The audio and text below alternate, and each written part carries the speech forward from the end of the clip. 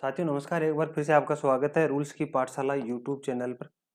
आज का हमारा टॉपिक है किसी सरकारी कर्मचारी को सर्विस के दौरान हायर क्वालिफिकेशन ग्रहण करने के बाद में उसको मिलने वाला जो इंसेंटिव अमाउंट है लमसम उसके बारे में चर्चा करेंगे, जो कि फंडामेंटल रूल 27 के अकॉर्डिंग है। इसलिए सभी साथियों से निवेदन है कि हमारी वीडियो को शुरू से अंत तक देखें ताकि हमारे द्वारा दी गई जानकारी आपको भली भांति मिल सके और आप अपनी सर्विस के दौरान इसका फ़ायदा ले पाएँ। और जो हमारे नए साथी जुड़े हैं उनसे विनती है कि हमारी वीडियो को अपने साथियों तक अवश्य शेयर करें और हमारे यूट्यूब चैनल रूल्स की पाठशाला को अवश्य सब्सक्राइब करें ताकि समय समय पर आने वाले वीडियोज आपको नोटिफिकेशन के द्वारा मिले और आप अपनी सर्विस के दौरान इसका फ़ायदा ले पाएँ। किसी सरकारी कर्मचारी के द्वारा दिनांक 1/7/2017 या उसके बाद किसी पाठ्यक्रम में एडमिशन लेकर के अगर वो हायर एजुकेशन अर्जित करता है तो सरकारी कर्मचारी को जो मिलने वाले अमाउंट्स हैं वो क्या क्या हैं और कौन कौन सी क्वालिफिकेशन के अंदर कितना मिलता है और किस कंडीशन के अंदर मिलेगा, उसको हम सभी पहलुओं पर विस्तार से चर्चा करेंगे। अगर कोई भी कर्मचारी पीएचडी या उसकी इक्वल कोई भी क्वालिफिकेशन अपनी सर्विस के दौरान करता है तो उसे 30,000 रुपये का अमाउंट लमसम में उसको उसके एम्प्लॉयर के द्वारा दिया जाता है।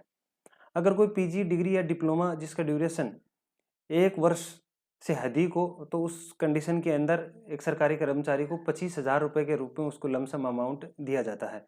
अगर कोई भी सरकारी कर्मचारी पीजी डिग्री या डिप्लोमा जिसका ड्यूरेशन 1 वर्ष से कम हो तो उसको 20,000 रुपये लमसम अमाउंट दिया जाता है।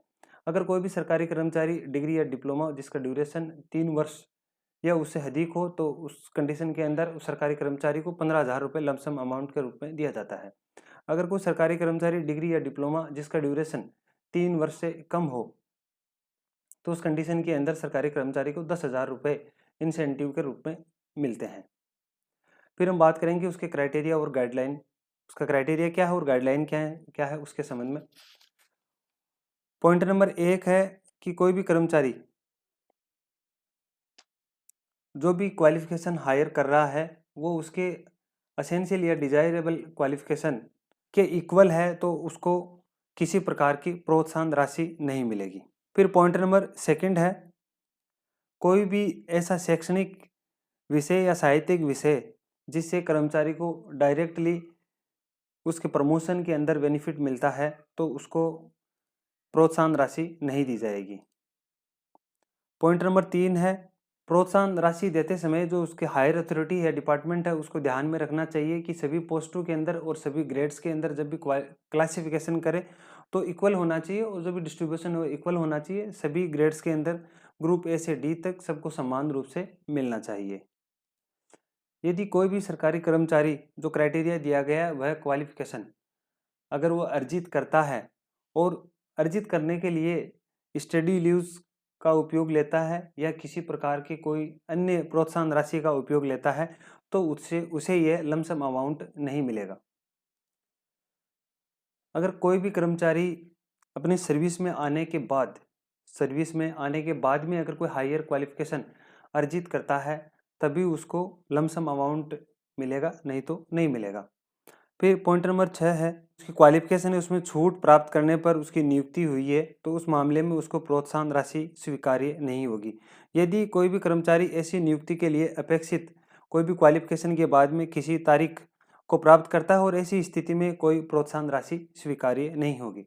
पॉइंट नंबर 7 है प्रोत्साहन राशि स्वीकार करने के लिए अपेक्षित जो उसका यूनिवर्सिटी के अंदर जिसमें एडमिशन लिया है वह मान्यता प्राप्त होनी चाहिए, नहीं तो उसको इंसेंटिव राशि नहीं मिलेगी। पॉइंट नंबर 8 है प्रोत्साहन को एक सरकारी कर्मचारी के कैरियर के अधिकतम 2 बार ले सकता है और 2 बार के लिए भी उसमें दोनों बार के बीच में जो गैप है वो कम से कम 2 वर्ष का होना जरूरी है। पॉइंट नंबर 9 है सरकारी कर्मचारी को अगर हायर क्वालिफिकेशन की जो प्राप्ति की जो तारीख है और उसको अगर उसका क्लेम करना है अपनी लमसम अमाउंट का तो क्वालिफिकेशन अर्जित करने के 6 महीने के भीतर भीतर ही उसको क्लेम करना चाहिए।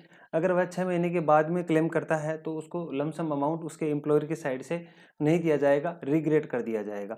इसी के साथ में हम आज का टॉपिक यहीं ख़त्म करते हैं और सभी साथियों से उम्मीद और आशा करता हूं कि मेरे द्वारा दी गई जानकारी आपको अच्छी लगी होगी और आपके सर्विस के दौरान आप इसका लाभ उठा पाएंगे भली भांति। इसी के साथ अलविदा। जय हिंद, जय भारत, जय जवान, जय किसान।